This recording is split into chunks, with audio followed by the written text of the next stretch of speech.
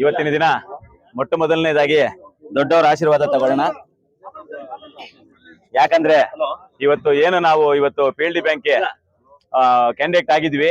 ಕಾರಣಾಂತರಗಳಿಂದ ಆದಾಗನು ಇವತ್ತು ನಮ್ಮ ದೊಡ್ಡವರು ಎಂ.ಆರ್. ಮುಳ್ಳಯ್ಯನ ಆಗ್ಬೋದು, ಶ್ರೀನಿವಾಸ ರೆಡ್ಡಿ ಆಗ್ಬೋದು, ಕಾಡಿನಲ್ಲಿ ನಮ್ಮ ಅಣ್ಣ ನಾಗರಾಜಣ್ಣ ಅವ್ರು ಆಗ್ಬೋದು, ಎಂ.ಎಲ್. ಸಮೃದ್ಧಿ ಮಂಜಣ್ಣ ಅವ್ರು ಆಗ್ಬೋದು, ಇವತ್ತೆಲ್ಲ ನಮ್ಮ ಶಾಮಣ್ಣವ್ರಾಗ್ಲಿ ನಮ್ಮೆಲ್ಲ ಲೀಡರ್ಗಳು ಇವತ್ತು ನಿದ್ದೆ ಇಲ್ದಿರ ನಮ್ಗೆ ಏನ್ ಕೆಲಸ ಎಲ್ಲಿ ಮಾಡ್ಬೇಕು ಅಂತ ಹೇಳಿ ನಮ್ಗೆ ಆಶೀರ್ವಾದ ಮಾಡಿ ಇವತ್ತು ಈ ಸ್ಥಾನಕ್ಕೆ ಬರೋದಕ್ಕೆ ಒಂದು ಅವಕಾಶ ಮಾಡಿಕೊಟ್ಟಿದ್ದಾರೆ. ಇದೇ ರೀತಿಯಾಗಿ ನಾವು ಒಂದು ಪಿ.ಎಲ್.ಡಿ ಬ್ಯಾಂಕ್ಗೆ ಒಂದು ನಿರ್ದೇಶಕರಾಗಿ ಒಂದು ಯುವಕರಾಗಿ ಹೋಗ್ತಾ ಇದೀವಿ.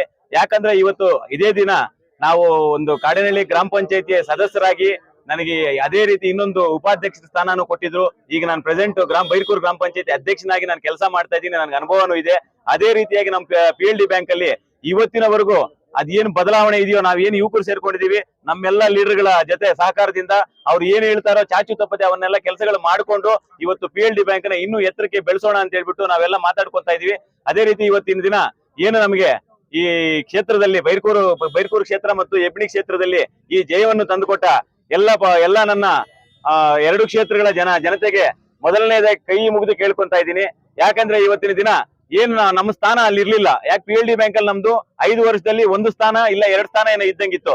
ಅದೇ ರೀತಿ ಇವತ್ತು ನಾವು 7 ಸ್ಥಾನಕ್ಕೆ ಹೋಗಿದೀವಿ. ನಾವು ಸುಮ್ನೆ ಮನೆಯಲ್ಲಿ ಕುತ್ಕೊಂಡಿದ್ರೆ ಯಾವ್ದು ಸಾಧ್ಯ ಇಲ್ಲ ಅನ್ನೋದಕ್ಕೆ ಇದೊಂದೇ ನಿದರ್ಶನ ಆಗುತ್ತೆ. ಮುಂದೆ ಬರ್ತಾ ಇರುವಂತ ZPTP ಎಲೆಕ್ಷನ್ಗೆ ಇದು ದಿಕ್ಸೂಚಿ ತರ ಇದೆ ಇದು.